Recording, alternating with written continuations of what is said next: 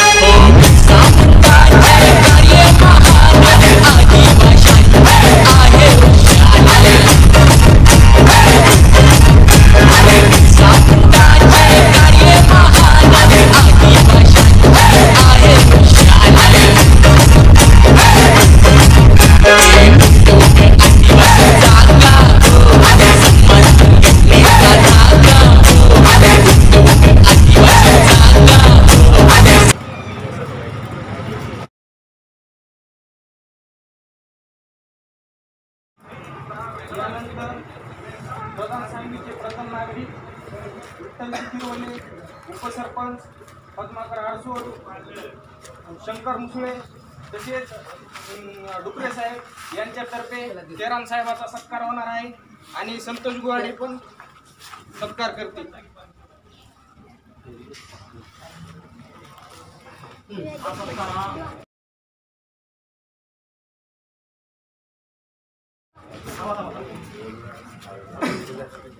साहेब निवडून आले, वेळ मिळाली नाही, साहेबाच्या परत शिवा करून आलो, तू करता तुझं कधी करता येते हो, म्हणून आजपर्यंत तसंच राहून गेलं ते हो. त्याच्यामुळं साहेबाला निवडून आल्याच्यानंतर आपण कधी आपला कार्यक्रम घेऊ शकलो नाही, किंवा लॉकडाऊन लागलंय हो. त्या बिरसा मुंडा जयंतीनिमित्त आणि साहेबाचा विजय उत्सव जो होता त्या दोन्ही निमित्तानं आम्ही सर्व मिळून साहेबाचा सत्कार करणार.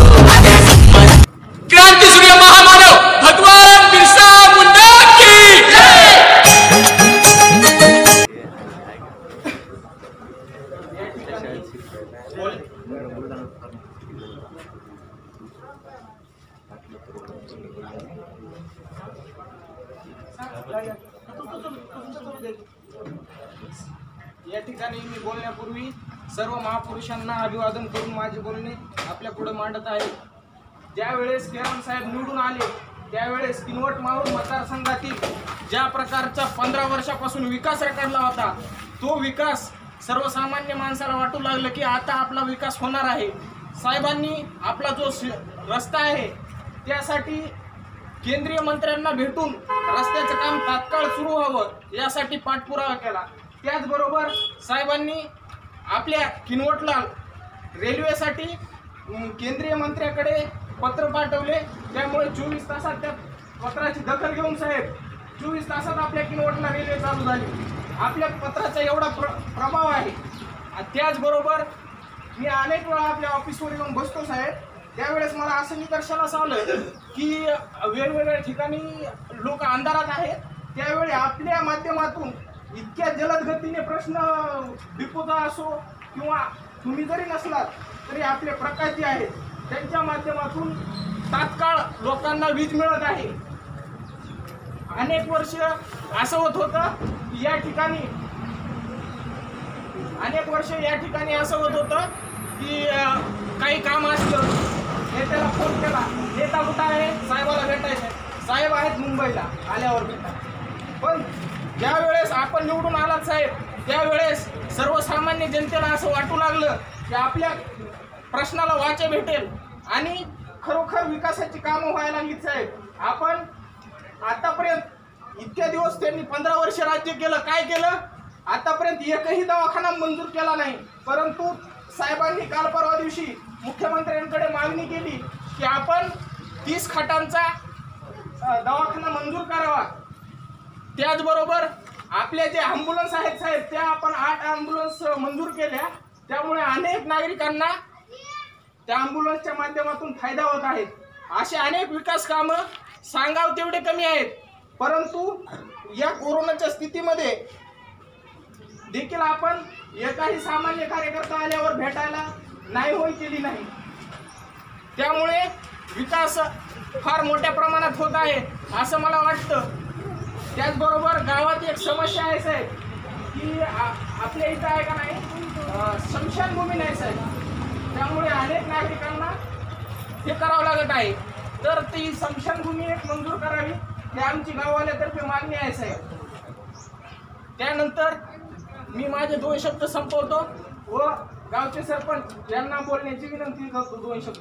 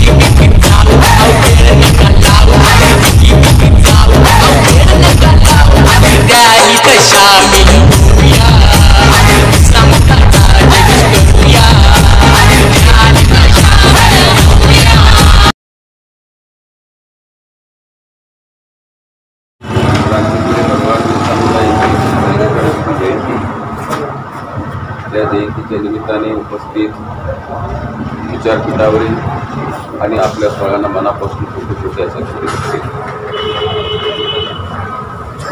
प्रधान सांगवी या ठिकाणी होत असलेल्या या कार्यक्रमाच्या अनुषंगाने विचारपीठावर उपस्थित कोठारीचे सरपंच मामा तुळशीरामजी गेडा,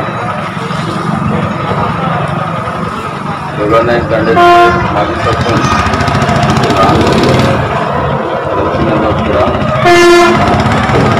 आपल्या गावाचे मार्गदर्शक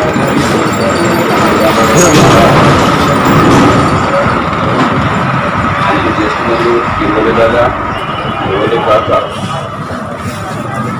आमचे अतिशय जीवाभावाचे समर्थक सहकारी आमचे जाबरबाई, आपल्या गावचे सरपंच विठ्ठलरावजी तिवले, आमचे डॉक्टर वाडे, मित्र महाराज, प्रधान सांगवी आणि गुजराव गावातील सर्व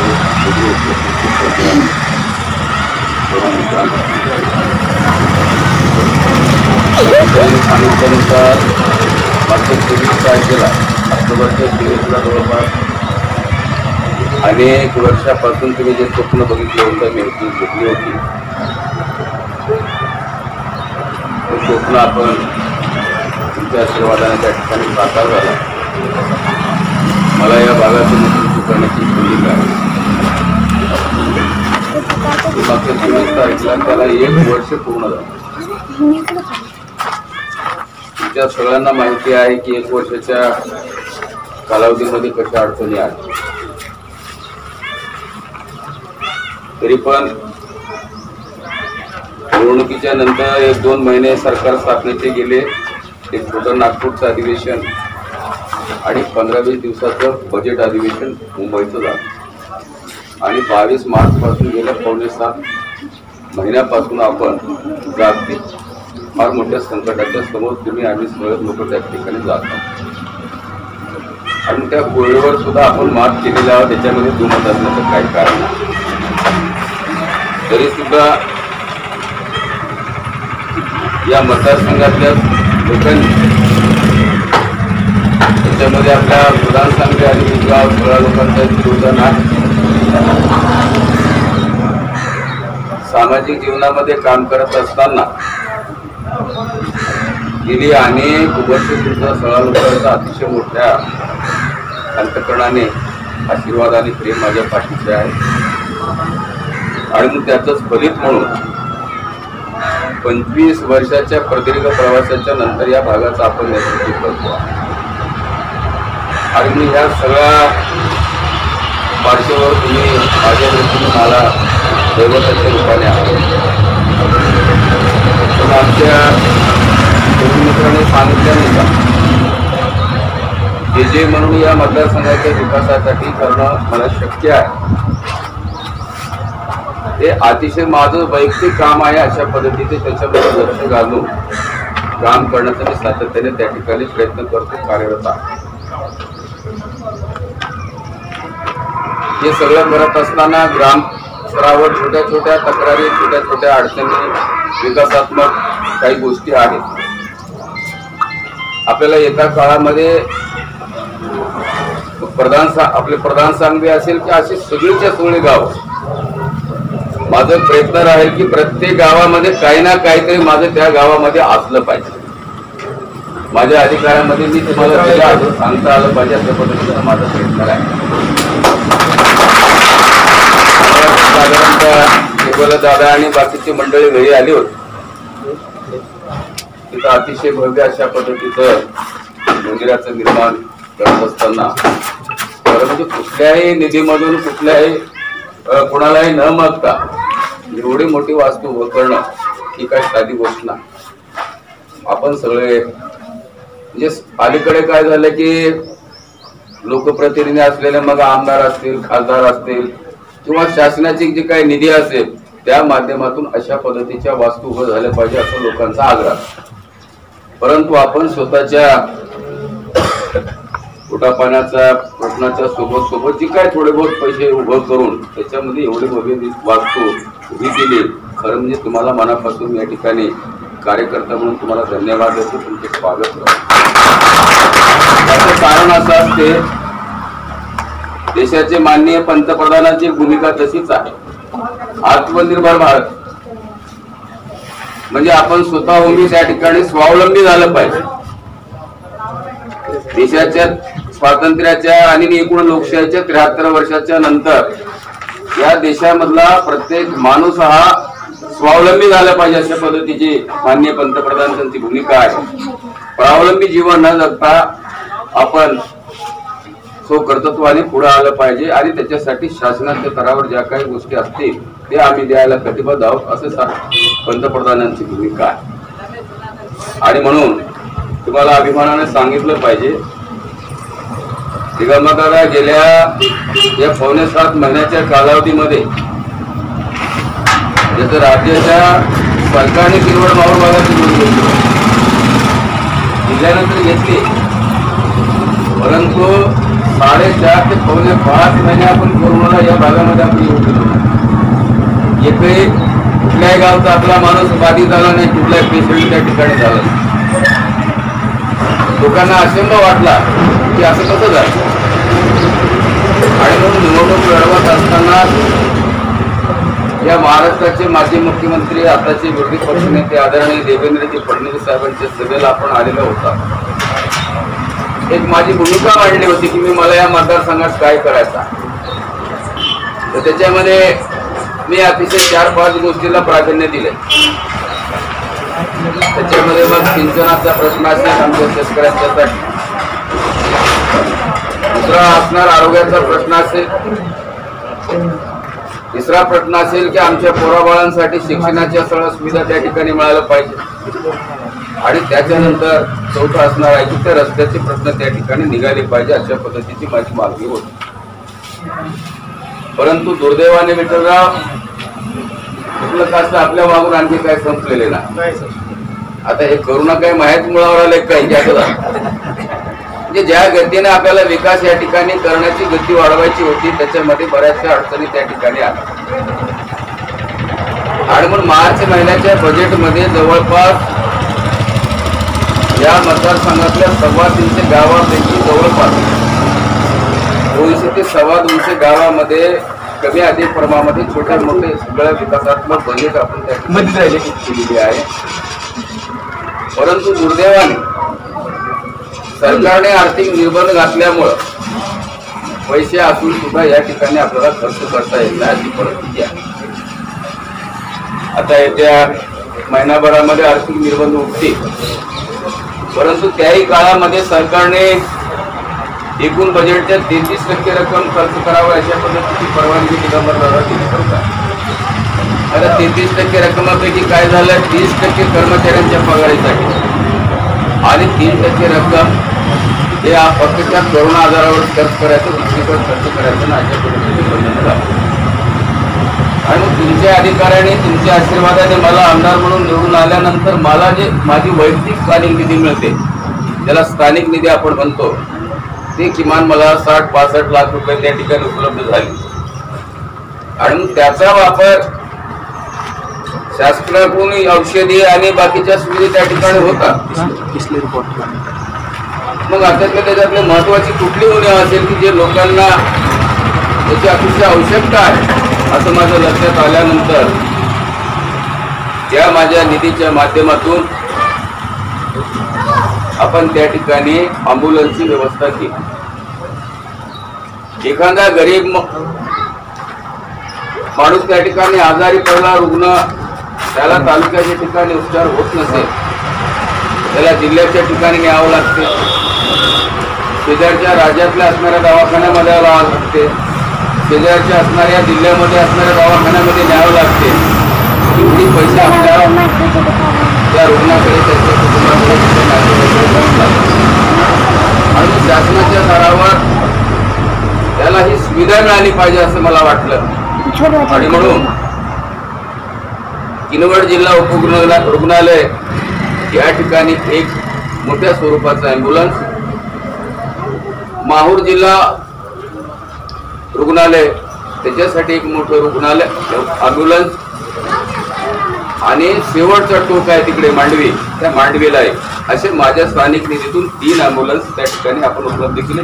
3 आपण लोकार्पण सुद्धा या ठिकाणी केले. किनवटला दिले, माहूरचा माहूरला दिले, मांडवीचा मांडवीला दिले. दुसरं तुम्हाला मुद्दाम सांगितलं पाहिजे, तेव्हा कोरोनाचा आजार सुद्धा सुरू झालेला नव्हतं. मी काय भविष्य सांगलं नाही, मी काय महाराज नाही आपल्या महाराजासारखे आहे ना, परंतु मला वाटलं ना आपले पैसे वेस्ट जातात म्हणून त्यावेळेचे प्रकल्प अधिकारी गोयल साहेबांना सांगितलं या मतदारसंघामध्ये 16 प्राथमिक आरोग्य केंद्र आहे, त्याच्यापैकी 2 आरोग्य केंद्र सोडले तर बाकीच्या सगळ्या विठ्ठलराव आदिवासी उपयोजनेमध्ये आहेत. बऱ्याच लोकांना हेड माहीत नसतात, पैसे कुठून आणतात काय आणतात ते लोकांना अशंभा वाटतं आणि म्हणून आपण आदिवासी उपयोजनेमध्ये दुसरे आणखी 5 अँब्युलन्स त्या ठिकाणी मंजूर करून घेतले. त्याची सरकारला त्या विभागाला आपण ज्याला अँब्युलन्स निर्माण करणाऱ्या ज्या फॅक्टरी असतात त्याला पैसे सुद्धा वळती झालेले आहेत. आता महिना 2 महिन्यामध्ये तीही आपले 5 अँब्युलन्स होते, म्हणजे असे एकूण 8 अँब्युलन्स दादा आपण या मतदारसंघासाठी आणि याच्यासाठी या सुविधा आपल्याला त्या ठिकाणी मिळणार आहे. आणि मी 4.5 महिने तुम्ही करोनाला काय येऊ दिलेले असं जे म्हणत असताना तुम्हाला सांगतो तुझं गणित मला वाटते आपलं ही दवाखान्याची व्यवस्था झाल्यानंतर कधी कधी परिस्थिती माणसाला शान करत असं म्हणतात ना, तसं आहे. हे करोना आल्यामुळं देशाच्या पंतप्रधान निर्णय घेतला की या देशामधला एकही माणूस या करोनाचे बाधित होऊन त्या ठिकाणी मरता कामा नये, तो माणूस सुरक्षित त्या ठिकाणी तर वाचला पाहिजे अशा प्रकारची भूमिका घेतली. आणि मग देशभरामध्ये प्रत्येक जिल्ह्याला त्यांनी व्हेंटिलेटरची व्यवस्था केली. तर त्याच्यामध्ये आपल्या जिल्ह्याचे खासदार माननीय प्रताप पाटील चिखलीकर, भारतीय जनता पार्टीचे आमचे नेते, त्यांच्या कोट्यामध्ये दादा 84 व्हेंटिलेटर आले. आता 84 व्हेंटिलेटर आल्यानंतर अडचण अशी झाली की आपला लोकसभा मतदारसंघ हिंगोलीमध्ये आणि ते खासदाराचा मतदारसंघ नांदेड लोकसभा आहे. त्या कलेक्टरचं म्हणणं पाहिजे की तुमचा मतदारसंघ हिंगोलीमध्ये आहे, ते तिकडचे खासदार आहे आणि हे नांदेडचे खासदार आहे. तर मी कलेक्टरला म्हणलो हिंगोली मतदारसंघ जरी किनवट माहूर जरी येत असला, किनवट माहूर हे नांदेड जिल्ह्यामध्ये आहे. जिल्ह्यातला वाटला आपला किनवट माहूरला मिळायला पाहिजे की नाही, हिंगोलीचा मिळेल तेव्हा मिळेल. मग जबरदस्तीनं आपण 10 व्हेंटिलेटरची व्यवस्था आपल्या जिल्हा उपरुग्णालय किनवट या ठिकाणी आपण केलं. जे ऑक्सिजन त्या ठिकाणी मिळते, जे आजारावर मात करण्यासाठी ऑक्सिजनची आवश्यकता आहे. आणि मग त्याच्यामध्ये 5 व्हेंटिलेटर असे आहेत की त्याला तुम्हाला गॅस सिलेंडर लावण्याची आवश्यकता नाही, आपोआप त्या ठिकाणी ऑक्सिजन तयार करणारे सिलेंडर आहे. तर त्याच्यामुळं फार इमर्जन्सीचा पेशंट असेल तरच आपण बाजूला हलवलं, बाकीच्या सगळ्याच लोकांचा या ठिकाणी उपचार केलेला आहे. माहूरचा असेल, किनवटचा असेल, सुसज्ज कोविड सेंटर त्या ठिकाणी निर्माण करून 4.5 महिने आपण त्या कोरोनावर मात केलेला, ही सगळ्यात मोठी त्यामागची उपलब्धी आहे. आणि मग कारण असं झालंय की नंतरच्या काळामध्ये आपली भावंड कोणी पुण्याला गेली, कोणी नागपूरला गेली, कोणी हैदराबादला होते, कोणी नाशिकला होती. कामाच्या निमित्ताने सगळी मंडळी आपली पुढे तिकडे गेली. मग बाहेरच्या प्रांतामध्ये रोजगाराच्या निमित्ताने गेली. त्या भीतीपोटी सगळी लोक परत आपल्या गावाकडे वापस आले आणि त्याच्यामुळे हळूहळू थोडासा आपला कोरोनाचा प्रादुर्भाव आपल्या भागामध्ये झाला. बरेच लोक त्या ठिकाणी बाधित झाले, काही दुर्दैवाने काही लोकांचं निधन सुद्धा झालं. तरी सुद्धा त्याच्यावर आपण मात केलेला आहे. आणि याही पलीकडे जाऊ जिल्हा शल्य चिकित्सकांना विनंती करू, आपल्या किनडच्या स्तरावरच त्या कोविडमध्ये मानधन तत्वावर आपल्या लोकांना रोजगार मिळावा अशा पद्धतीची एक व्यवस्था करून जवळपास किनवट आणि माहूरमध्ये नर्स आणि त्या दवाखान्यामध्ये साफसफाई करणारे कामगार, त्यासोबत याच भागामधले मग MBBS झाला असेल, आयुर्वेदिक डॉक्टर झाला असेल किंवा BDS झाला असेल, याच लोकांना ताबडतोब त्या ठिकाणी रोजंदारी तत्वावर आपण त्याचे नियुक्त्या दिल्या 32 लोकांनी. आता कोरोनाचा आधार संपल्यामुळे कोविडचे सेंटर बंद झाले, त्याच्यामुळे त्या लोकांना केंद्र झाले. पण आता आणखी या सावटामधून आणखी आपण सावरलेलो नाही, परिस्थिती गंभीर आहे, याची आपण आता काळजी घेणे गरजेचं आहे. आणि या सगळ्या सुविधा आपण त्या ठिकाणी घेणार आहोत. हे सगळं करण्याचा पाठीमागचा हेतू असा, आता उदाहरण म्हणजे आमच्या विठ्ठलरावने सांगितल्यानुसार आपल्या कोठारी पासून ते तिकडे यंदा पेंदापर्यंत हा रस्ता माझ्या 18 महिन्याच्या कालावधीमध्ये झालेला. एकच कोठारीचा पूल आहे. त्या कोठारीच्या पुलामुळे या पट्ट्यातल्या जवळपास 20 ते 25 गावं त्या ठिकाणी रहदारीचा प्रश्न त्या ठिकाणी निर्माण होतो. तर तो कोठारीचा पूल सुद्धा आपण मंजूर करून घेतो. येत्या 7-8 तारखेमध्ये समजा आणखी परत जर आपलं त्याला काय म्हणतात लॉकडाऊन जर नाही लागलं तर निश्चितच आपण त्याचा आता टेंडर वगैरे काढून त्याचं आपण तुम्ही त्या ठिकाणी करू. त्यानंतर दुसरं आणखी महत्वाचं तुम्हाला सांगेन, 1993 सालामध्ये पाटोदा नावाचं एक सिंचनाचं फार मोठं धरणाचं त्या ठिकाणी प्रलंबित 40% माझ्या काळात त्याचं काम झालं. कोथरेडीचं, त्याला पाटोदाच म्हणतो आपण, कोथरेडी असं नाव आहे. तेही प्रलंबित,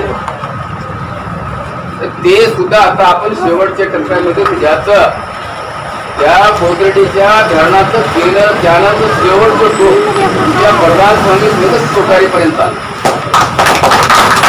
आता आपल्याला इतर वर्षभराच्या काळामध्ये त्या कामाला आपल्याला सुरुवात होईल अशा पद्धतीचा आपला प्रयत्न त्या ठिकाणी चालू आहे. कारण असं आपला माणूस मेहनती आहे, जी काय आपल्याकडे शेती आहे त्या शेतीच्या माध्यमातून आपली माणसं होऊ शकतात आणि त्याला लागणाऱ्या सिंचनाची त्या ठिकाणी पाण्याची सुबत्ता झाली पाहिजे असाच माझा त्या ठिकाणचा प्रयत्न राहणार आहे. आता आमच्या तरुणांनी सांगितलंय इथून सगळं समजलं. भावांनो, खरं म्हणजे तुम्हाला सांगतो, तुम्हाला एखादा रोहित्र म्हणजे ज्याला डीपी जळाली ते जवळपास तुम्हाला 70-80 किलोमीटर जावं लागतं भोकर. आणि मग भोकरला जायचं म्हणजे इथून तुम्ही निघेपर्यंत त्या भोकरच्या परिसरातले लोक आहे ते डीपी घेऊन चालले, तुम्ही वापस या. आणि मग एक डीपी उपलब्ध करण्यासाठी आपल्याला इमर्जन्सी असते. आता सध्या आपल्याला इमर्जन्सी आहे. आता आपल्याला गहू पेरायचा आहे, चणा टाकायचं आहे, पाणी द्यायचं म्हणजे त्याची आवश्यकताच आहे. मग अशा परिस्थितीमध्ये मग प्रशासकीय अधिकारी MSCB विभागामधले तिकडचा लाईनमॅन असेल किंवा अधिकारी, मग आपण शेतकरी काय करतो, सगळं थोडं थोडं थोडं थोडं जमा करून त्याला पैसे देतो, लवकर आम्हाला डीपी आणलं. हा पसारा त्या ठिकाणी म्हणजे आपल्याला गरज आहे, त्यांना गरज नाही, आपल्याला गरज आहे. आपलं हे नुकसान होऊ नये अशा पद्धतीचं आपण काळजी घेतो आणि मग ते आपल्याला त्याची व्यवस्था करतात. तिथे जायपर्यंत तिसरा कुणीतरी आपला डीपी घेऊन जातो. आणि म्हणून माझ्या डोक्यामध्ये आलं की आता स्वतंत्र आपलं स्वतःचं असणारं रिपेअर सेंटर असलं पाहिजे. किमान 24 तासामध्ये आपली जळलेली डीपी 24 तासात इथं त्याचं रिपेअर झालं पाहिजे लगेच. आणि त्या ज्या ठिकाणी जळ असेल तिला शिफ्ट केलं पाहिजे, बसवलं पाहिजे, अशा पद्धतीची व्यवस्था आपण त्या ठिकाणी केली. मी 2-4 एजन्सीच्या सगळ्या लोकांना विनंती केली हे प्रकल्प तुम्ही माझ्या भागामध्ये सुरू करा, कारण 2 तालुक्याच्या भरोश्यावर कुठला युनिट त्या ठिकाणी चालू शकत नाही. संबंध मतदारसंघामध्ये खूप झाले शेतकऱ्यांच्या आणि शासनाच्या म्हणजे MSCBच्या स्तरावर 5 ते 5.5 हजाराच्या वरती काय डीपी नाही. मी एवढ्या याच्यामध्ये कुठलाही व्यवसाय चालू शकत नाही. तरी सुद्धा मी स्वतः रिस्क घेऊन त्या ठिकाणी डीपीचं रिपेअर सेंटर सुद्धा मंजूर करून आणलेलं आहे. येत्या अगदी महिन्यामध्ये सुरू होते. आता तुम्हाला जास्त इथंच आहे तुमच्या बरोबर आहे. आणि मी स्वतः जबाबदारी स्वीकारली त्याच्यामध्ये. घाटावर काय होलं किमान माझ्या लोकांनी सुविधा झाली पाहिजे. आता पुढे बघेल मी याला या 2 तालुक्यात कोणते तालुके किती जोडायचे ते ताकदीनं आपण हे केलं. कारण असं आहे की ह्या सुविधा तुम्हाला मिळाल्या पाहिजे. ना नफा ना तोटाच्या आधारावर माझ्या लोकांना ह्या सगळ्या सुविधा मिळाल्या पाहिजे अशा पद्धतीचा आपला प्रयत्न आहे. आणि ह्या सगळ्या गोष्टी करत असताना त्याचं कारण असं आहे की मी तुमच्यासाठी फार करतो असं नाही. कारण मी एक माझं स्वतःचं भाग्याच्यासाठी समजतो. कुठल्याही कार्यकर्त्याच्या मागे सत्ता असो किंवा नसो, इतकी वर्षे कुठलाही समाज त्याच्या पाठीशी एवढं ताकदीनं त्या ठिकाणी राहत नाही मी कधी बघितलेला. परंतु मी स्वतःला नशिबान याच्यासाठी समजतो. गेली 35 ते 36 वर्ष तुम्ही अगदी पुढच्या मुलाच्या पलीकडे मला सांभाळ केलेला आहे, मला आशीर्वाद दिलेला आहे. आणि म्हणून या ऋणातून मी कितीही काम केलं तर मी मुक्त होऊ शकत नाही. आणि म्हणून मला जेवढं माझ्यामध्ये जेवढं शक्यतो जास्तीत जास्त मला काम करता येईल. मी तुम्हाला सांगेन आता मी सकाळी 5 वाजता आलो. कालच्या 15 नोव्हेंबर पासून नव्हे तर जवळपास या कोविडमध्ये मी फिरायला. परवा एका लक्ष्मीपूजेला विठ्ठलराव फोन केला होता माझ्या मित्राला. बरं काय, माझा मित्र मी तुमच्या लक्षात आला. लक्ष्मीपूजनाच्या दिवशी त्याचा जन्म झाला. हा, त्याला फोन केला, फोनच उचलत नाही. फोन का उचलत नाही तर मी पुन्हा त्याला रिपीट केला माझा फोन म्हणून. अरे राजा फोन तर उचलत म्हणजे तुला वाढदिवसाच्या शुभेच्छा द्यायला. अरे बहुत कम कर रहे बोले फोन करके इसलिए नहीं उठाया म्हणा. आणि मग ते दुसरे 2 माणसं लगेच माझ्यापाशी बसून होते. अरे आम्ही भेटायला गेलो, भेटलाच नाही म्हणे. आम्ही विचारलो बरं आम्ही वाढदिवसाच्या शुभेच्छा द्यायला आलो बा, का भेटत नाही. अरे नहीं रे बोले कोरोना है बोले, बीमार गिरा तो मैं मर गया तो कहाँ से चुनाव लड़ता बोले, मैं नको मिलो मन म्हणला. तर आम्ही त्याला विचारलं की उन्हें कैसा काय घुम रहा. अरे वो आदिवासी आहे ना. आम्ही म्हणलं बा ते आदिवासी तर याचा काय संबंध आहे. अरे वो आदिवासी लोग जड़ी बूटी रहता ना बोले, वो इसलिए उनको कोरोना नहीं हो. आता काय बदल झाली काय हा म्हणजे सर्टिफाय केलाय. आणि मला वाटलं पण सारा 4.5 महिने जे कोरोना आलं नाही की नाही याच कारण होतं. म्हणजे बघा माणसं मरणाला किती घाबरतात. मरण हे तुमच्या आमच्या सर्वात लोकांना नैसर्गिक काय थांबणारी प्रक्रिया नाही. परंतु तशा परिस्थितीमध्ये या आजारात असा आहे की त्या ठिकाणी नात्यातले माणसं ज्यांनी जन्माला घातले आपले ती आई वडील किंवा आपले आई वडील बाजू झाले तर जे जन्माला असलेल्या त्याची मुलं बाळं सुद्धा त्याकडे जाऊ शकत नाही. अशा पद्धतीच्या भयावर माणसामधला अंतर ठेवणारा आजार त्यावर मात करण्यासाठी सुद्धा तुमच्या सगळ्या लोकांनी कसोशीने प्रयत्न केलेला हे माझ्या मनामध्ये शंका असण्याचं कारण नाही. आणि जसं विठ्ठल दादा आणि बाकीच्यांचा आग्रह आहे की मी काहीतरी दिलं पाहिजे. पहिला प्रश्न सरपंच साहेब या ठिकाणी आपल्याला 8 वाजता निकाल काढावा लागेल. कारण 8च्या शिवाय आपल्याला तसं निधी देता येईल. तर एवढं तुम्हाला सांगेन. आता सध्या माझ्याकडे निधी नाही. सुरुवातीला मी त्या जो प्रधान कुठलं ते गाव बंधारवाडी कोविडच्या लग्नाच्या माझ्याकडे 22 लाख रुपये सुरुवातीला होते. ते प्रथम दिलं होतं त्याला त्या समाज मंदिराच्या संदर्भात त्यांचं काम सुरू होतं. आणि पहिल्यांदा आता माझी निधी जशी सुरू होईल ते ताबडतोब तुमच्या अंदाजपत्रानुसार जे काही तुम्हाला असेल तर ते सगळं तुम्हाला देऊन टाकेल. तुमच्या स्तरावर तुम्ही करून टाका. त्याच्यात काही कारण नाही. 10 लाख विषय नाही ते आपण करू. तो माझा अधिकार मी दिलं पाहिजे. मी काय तुमच्यावर मेहरबानी करत नाही. ते दिलंच पाहिजे. कारण मला येता जाता रस्त्याने मी लोकांना सांगतो आमच्या लोकांनी एवढं मोठं कसं वास्तुकी केली. आनंदाची घटना आहे. आणि त्याच्यामध्ये माझा अधिकार म्हणजे तो तुमचा अधिकार आहे. तुम्ही दिलेला मला दिलेला अधिकार आहे. नाममात्र मी फक्त लेटर पॅडवर सहीच करतो एवढंच आहे. ते तुमचे पैसे तुम्हाला दिलं पाहिजे ना. माझं वैयक्तिक काय आहे त्याच्यामध्ये. पण दुसरा असा आहे की नाही त्याच्यातले काय 10% वाटा मी मागत नाही. कारण सकाळी उठल्यापासून माझा एकच कार्यक्रम आहे. मी झोपेतून उठल्यापासून लुंगी घालून नाही चालत राहते. माझं प्रवचन लोक आहे. माझं काही नसतेच ना. ते दान सुट्टी ग्रहण मला लोकांमध्ये असं कसं वागायला लागलं का महिपूर्वी काय चेन्नईला द्यायचं नाही दिल्लीला दुबईला द्यायचं नाही. येऊन जाऊन गोगरवाडी सिरमेटी बिनपूर इकडे तिकडे द्यावं लागेल ना. त्याच्यामुळे एवढा पसारा करायचं काय करत नाही. त्याच्यामुळं मी जसं आहे तसंच आयुष्यभर तुमच्या सेवेसाठी राहणार आहे.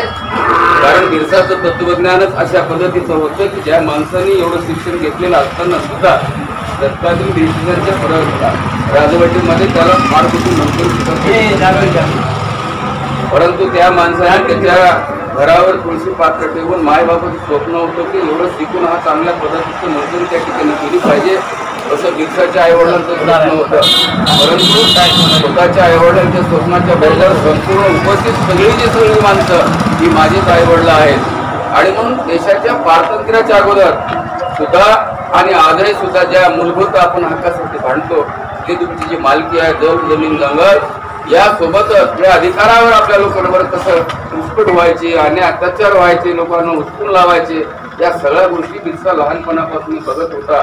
आणि म्हणून आपल्या सगळ्या जाती बांधवांना त्याच्या परिसरामधल्या मुंडा जमाती म्हणून नव्हे केवळ आदिवासी म्हणून नव्हे तर सर्व समाजाला ज्या काही गोष्टी मिळता येईल त्याच्यासाठी आता सरकारच्या विरोधामध्ये बिरसा मुंडांनी त्या काळामध्ये गुलगुलान केलं आंदोलन केलंय आणि सफळ आपल्या लोकांसाठी समर्पित अशा पद्धतीचं स्वतः आयुष्य त्यांनी घालवलेला. आणि म्हणून आदर्श विचाराची परंपरा मला आनंद वाटतो या ठिकाणी आज आपल्या प्रधान सांगलीमध्ये ह्या 25 वर्षाच्या काळामध्ये दिगंबर दादा या देशामधल्या 18 कोटी लोकांची वस्ती ज्या ज्या ठिकाणी गाव असेल त्या त्या ठिकाणी भगवान बिरसा मुंडाची जयंती 15 नोव्हेंबर पासून ते 30 नोव्हेंबर पण मोठ्या थाटामाटाने त्या ठिकाणी साजरी भाग्यवान अनेकांना अनेक आंदोलन त्या ठिकाणी करावं लागल्या. आपल्या तुमच्या सगळ्यांच्या आशीर्वादाने जसे आपण पाठपुरावा केला तिथे शासकीय स्तरावर सुद्धा आपल्या भगवान बिरसा मुंडाची जयंती 15 नोव्हेंबर असतात. देशाचे तत्कालीन पंतप्रधान अटल बिहारी वाजपेयींनी आपण लोकांनी तर मागणी केलेलीच होती पण कुठलाही पाठपुरावा नव्हता. त्या काळामध्ये याचं काम आणि कर्तृत्व लक्षात घेऊन पार्लमेंटच्या मध्यवर्ती सभागृहामध्ये बिरसा मुंडाचं भव्य आणि दिव्य अशा पद्धतीचं एक प्रतिमा त्या ठिकाणी बसवलेला. त्याच्या नावानं पोस्टाचं तिकीट सुद्धा काढलेलं आहे. म्हणजे 25 वर्ष आयुष्य जगलेला बिरसा एवढं प्रचंड तुमच्या आमच्यासाठी न्याय आणि हक्कासाठी त्या काळामध्ये त्यांनी संघर्ष केलेला आहे. आणि नेमकं तेच स्वातंत्र्याच्या नंतर स्वातंत्र्य भारताच्या भारतीय संविधानामध्ये बिरसाचंच आंदोलन बाबासाहेब आंबेडकरांना सुद्धा घटनेमध्ये अंतर्भूत करावं लागलं. दादा एवढं मोठं काम भगवान बिरसा मुंडाचं होतं. आणि म्हणून आपण बिरसा मुंडाच्या विचाराची प्रेरणा आणि आपली जी ऊर्जा सूत्र आहे हे आमची श्रद्धेचे ठिकाण आहे. आणि म्हणून त्या विचाराच्या माध्यमातून उद्याच्या येणाऱ्या पिढीला आमच्या तरुण पोरांना पोरींना आमच्या सगळ्या भावंडांना त्याचा आदर्श विचार सातत्याने त्याला प्रेरणा देत राहावी म्हणून त्याची जयंती साजरी करणं अतिशय आवश्यक आहे. त्याच पद्धतीने आपण प्रतिवर्षाप्रमाणे या ठिकाणी जयंती साजरी करत आहात त्याबद्दल तुम्हाला मनापासून या ठिकाणी धन्यवाद देतो. आणि ती विठ्ठलराव आहे सरपंच आणि गावातले स्थानिक आहे. माझं गाव जवळच आहे प्रधान संघ आता शेजारी चालू ना त्या युनिटच्या निमित्ताने रोज सकाळी इकडे येणारच आहे. बसल्या बसल्या काय कुठेतरी टपरीवर कुठेतरी आपल्या सगळ्या जरी चहा पिताना गप्पा गोष्टी होणार आहे आणि जास्तीचा वाटा तुम्हाला मिळणारच. त्याच्यामध्ये शंका असण्याचं काही कारण नाही. आणि म्हणून जास्तीत जास्त आपण मग आता ते आमच्या मुलांनी सांगितल्याप्रमाणे स्मशानभूमीचा विषय असेल आता तर सरकारचा निर्णय आहे, गाव तिथं स्मशानभूमी अशा पद्धतीचं डेव्हलपमेंट आपण त्या ठिकाणी सुरू करणार आहोत. आणि आदिवासी योजनेच्या अंतर्गत तुम्हाला सांगतो 17 वर्षाची तुमची खावटी माफ करून आपण खावटी मंजूर केली. हे दळबद्री सरकारला काय माहित नाही, पैसे मंजूर असताना सुद्धा खावटी वाटलं पाहिजे ना. आता शेतातला माल न येताना तेव्हा खावटी द्यायचा नियम असतील. आता आमच्या शेतातला माल यायला परत काय करायचं? पंतप्रधान फुकटमध्ये 5 किलो तांदूळ द्यायला आले तो खायचे सोडून दुकानात नेऊन विकायला लागले. अशी परिस्थिती आहे ना. म्हणजे ह्या ज्या सगळ्या गोष्टी आहेत की जेव्हा तुम्हाला आम्हाला आवश्यक असते तेव्हाच या सगळ्या गोष्टी मिळाल्या पाहिजे अशा पद्धतीचं सरकारचं धोरण आहे. आणि एवढंच नाही, या MIDC ला सुद्धा आता चांगल्या पद्धतीचं विकसित करून तुम्ही सगळे लोक या भागातले, जसं म्हणजे कोटारी असेल, दुधगाव असेल, प्रधान संघ असेल, शनिवारपेठ असेल, इकडची दाभाडी, हा जो पट्टा आहे या औद्योगिक वसाहतीच्या शेजारी लगत मध्ये आपण आहोत. आणि म्हणून या ठिकाणी छोटे मोठे कुटीर उद्योग सुद्धा आपल्या तरुण पोरांना, सगळ्यांनाच नोकरी लागते असं नाही. आणि म्हणून छोट्या छोट्या उद्योगाच्या दृष्टिकोनातून आपल्याला नवीन काहीतरी करता येईल काय अशाही पद्धतीचा आपण या ठिकाणी प्रयत्न करणार आहोत. येत्या काळामध्ये ते निश्चितच तुमच्या सगळ्यांच्या सहकार्याने आपण ते पार पाडू एवढं या प्रसंगी तुम्हाला शब्द देतो. आणि आमच्या विठ्ठलरावनं सांगितलं, सत्कारात तसं काय नसते विठ्ठलराव, तुमचं एवढं प्रेम आहे की हे हार पुराची गाय गरज नाही. अरे तुमच्यासाठी माझं संपूर्ण आयुष्य ओवाळून जर टाकलं तर मी अपुरच पडणार आहे. तर त्याच्यामुळं तुमचा हा जो प्रेम आहे, हा जो विश्वास आहे, अनेक वर्ष माझ्यासोबत होता, भविष्यात राहील, त्याच्यामध्ये माझ्या मनात शंका नाही. आणि म्हणून तुमच्या सगळ्यांचं जास्तीत जास्त सेवा करण्याचा या ठिकाणी प्रयत्न करेल एवढंच या ठिकाणी शब्द देतो. आणि मला वाटते कामाधंद्याची आणि बाजार बी आहे, सगळ्याला रविवारला जायचं आहे बाजाराला. आज बाजारचा दिवस आहे. मला आणखी दिवसभरामध्ये 4-5 कार्यक्रम आहे. कालचे कार्यक्रम रद्द करून आज घेतले काही कार्यक्रम ते सगळं जाण्यासाठी. म्हणून मला या आपली सगळ्यांची परवानगी या ठिकाणी आवश्यक आहे. तरी सुद्धा आपण प्रतिवर्षाप्रमाणे बिरसा मुंडाची जयंती अतिशय थाटामाटात या ठिकाणी साजरा केलेला, त्याबद्दल तुम्हाला धन्यवाद देतो. आमचे सन्मान बोलतो आणि थांबतो. जय हिंद, जय महाराष्ट्र, जय शिव.